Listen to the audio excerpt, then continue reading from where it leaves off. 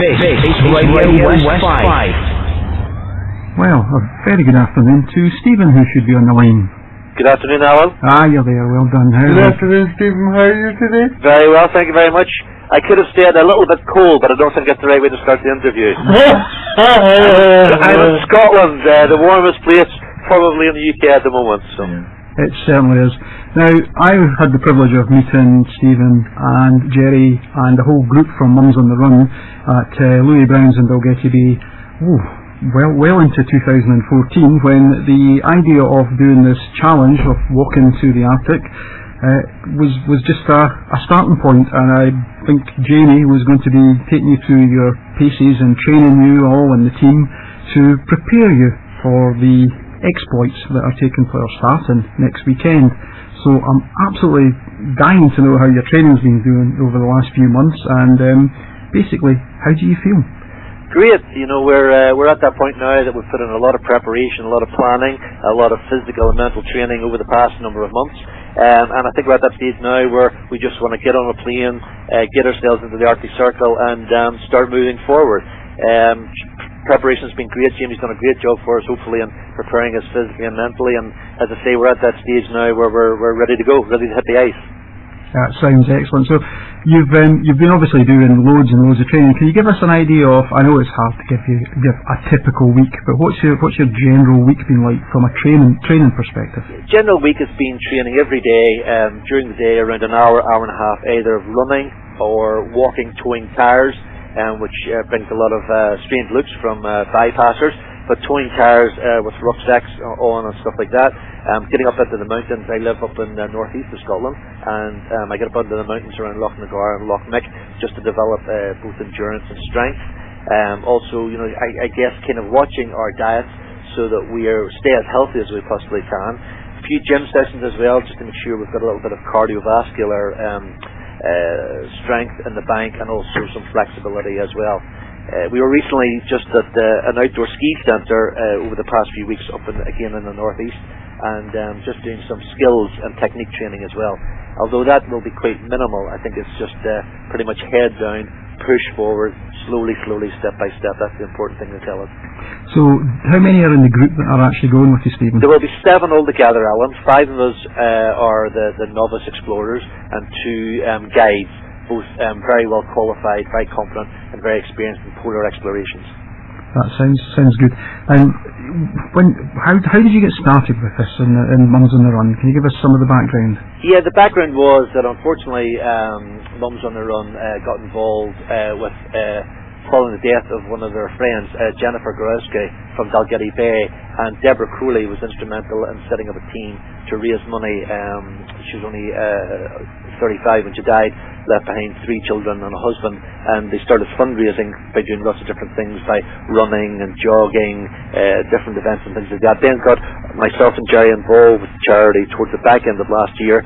Myself and Jerry had done quite a number of charity challenges, including a 3 Peaks challenge and walk across the West Highland Way, and we thought it would be great to try and use our challenge and our focus on training to raise money for cancer research. And we have raised money for cancer research in the past during lots of these different events and challenges that we've taken on, and we thought the 2 things would marry well together. And it's an extremely worthwhile cause, so I hope you did a lot of money. And I will donate a $5 for you as well, so good luck. Good man, thank you very much, we'll appreciate that. Every pound, every penny helps, and you know it's very easy to not do anything, but we are doing something, and again, we're not just doing it for our own fitness or for our own challenge, but we're doing it to raise money for those people who unfortunately have been touched by cancer. And both myself and Jerry, both of our families have been touched by cancer, and obviously for Deborah and her friend who's sadly passed away. Yeah, it's I think it was only the last week or so one of these new stats are out where I think there's reckoning that 1 in 2 people will be affected in some way by cancer in the future. Yep. So it's here to stay, which is not the right way to put it, but sadly all of us and everybody in the studio here as well has been touched in some way.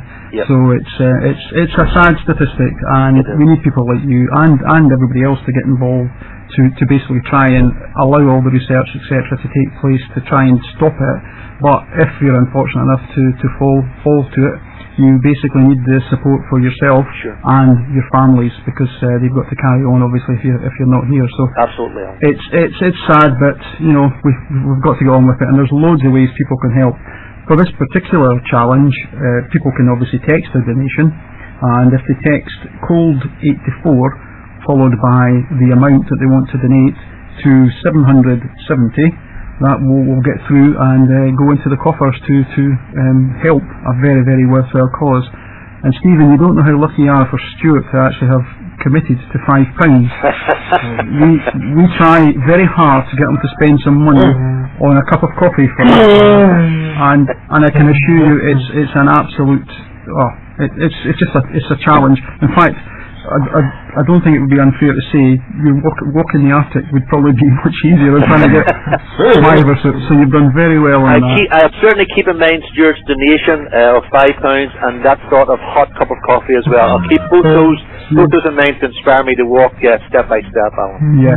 So how have you found the training? Have you got to stage? I mean, surely over the period you must have had some bits when you were down. Now I know the motivation is there because of the great cause, but how have you got yourself positive? You know, when you must have during the training had some low points. Yeah, I think I may be one of those rare individuals that actually enjoys training. I actually enjoy getting out. I enjoy being in the outdoors. You know, I'm very privileged to live in a pretty place in Scotland itself, and as part of my work I do travel a lot, and I try to combine travel with bringing my gym stuff or my walking stuff to get out into the mountains and walk along rivers and through forests and things like that. I actually do enjoy being outside, and sometimes I think for me it's not just about the fitness, it's actually just enjoying the health benefits of being outside, you know, de-stressing a little bit from some of the challenges of work, and actually enjoying each minute and each moment as it is, and not really thinking about the long-term potential benefits of fitness, just enjoying each and every session that I do. And you know, I've been to some beautiful parts of Scotland, and you know, enjoyed being, as I say, out in the mountains, and just enjoying what people come to Scotland for the views and some of the sites that we have around. Yeah. I mean, you're doing a great sales job here, but I'm not convinced. No, it's you must be at this stage just raring to go. You've done all the prep work, and it's almost the calm before the storm. Yeah. Let's hope we don't have any storms, but it's the calm before the storm, and you just want to get out there.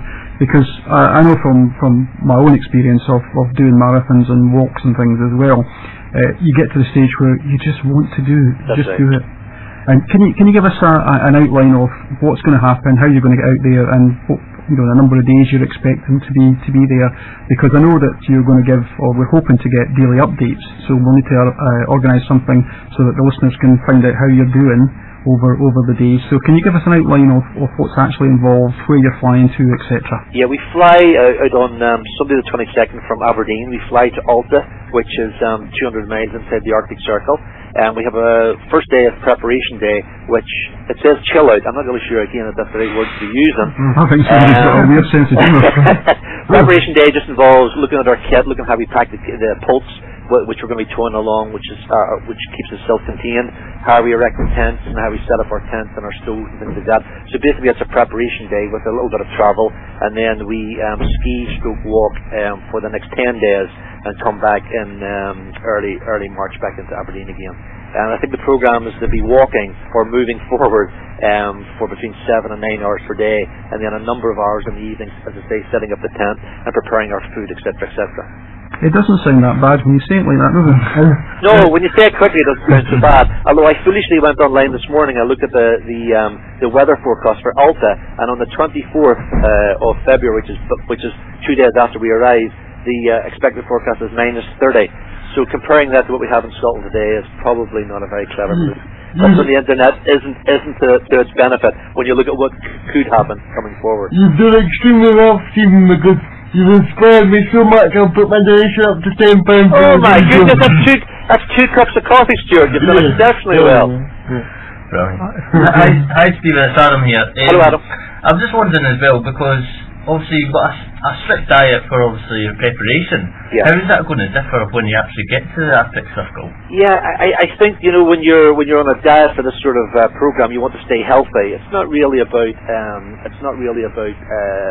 how much or how little eat. It's about the quality of the food. Whereas I think when we're actually going to be travelling, we're going to be expending somewhere between 8 and 10,000 calories. So in that situation, you don't really worry about what you're eating. You just want to get as much calorific value into you as possible. We're not worried about whether we have to mix it with water or snow, whether it's freeze-dried, what it really tastes like. It's all about just getting that calories into you. The nutritional content is irrelevant. It's just about whether it comes from jelly babies or whether it comes from chocolate bars or whatever. It's just about getting the calories into you to sustain that effort. And also, what I think people forget, even in the cold environment, is getting liquid into you because of the tremendous liquid loss through sweat, which will be incurred over the exertions. Well, Stephen, so I would describe this to be absolute freedom. Yeah, well, again, the clothing that we've hopefully chosen, we've chosen it wisely, Stuart, so that, obviously we will be sweating, but it will hopefully wick away so that, we don't sweat too much, because I actually got a note in the other day from our instructors, just with a couple of words on it. Moisture and cold is our enemy, tent and the stove is our ally. So I just got to keep that one of the forefronts of our mind. Just about that moisture can be difficult once you cool down and preparing for your camp at the end of each of the days. And it's a bit random, but would you be looking to see any wildlife out there? Can I ask? I'm thinking of polar bears and maybe any protection for yourselves, basically. Yeah, again on our preparation schedule, we do have preparation for devices to be able to alert us for any polar bears that are in the location, and we do have preventative measures, let's say, to make sure that polar bears don't enter into the camp. I believe that what you want to do is run away. Yeah, quicker than anybody else. That's part of the training schedule as well. Yes. When I do different challenges, and I've done lots of things, including, as I say, like West Highland Way, and when you Google map it, you can see the terrain, you can see the altitude, you can see the variations in the topography in the ground, rivers, lakes, mountains. When I Google map the area we're going to, it's just white and nothing else. No trees, no streams, no forests. So obviously it's just going to be ice and nothing more than that. But it'll be beautiful at the same time, I'm sure. Yeah. And if people want to donate to you, they could set it's cold to 770, and of course, please do that, because that's a terrible condition, and everybody is of course affected by that. So cold once again. 770, and the best of luck to you. Thank you very much, Stuart. I appreciate it. It's called 84 to 770, and also you can go on to the justgiving.com page, which is Arctic Challenge 2015, and you can obviously put your donations in there. And obviously we will keep everybody up to date. As I say, we'll sort out the logistics, Stephen, about how we get an update from the team when you're out there. Great. And we'll let all the listeners know. But basically, all the very best. I hope it goes really, really well, and pass my regards on to Jerry.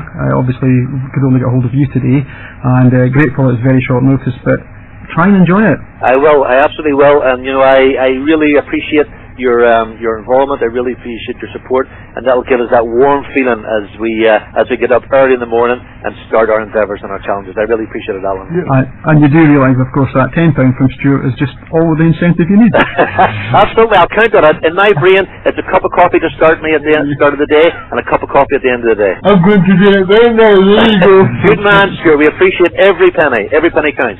So that'll be coming through. So we'll be in touch, Stephen, and when you've finished, we'll maybe have a chat after you've come back and settled down a little bit. But as I say, we'll try and get these daily updates sorted out, and I do apologise for the next song I'm going to play. Yeah, you've guessed it. These boots are made for walking. Thank you very much, Allan. So all the best, Stephen. Thank you. Okay. Thank you. Cheers, Bye. Bye night. Bye. This is Radio West Fife.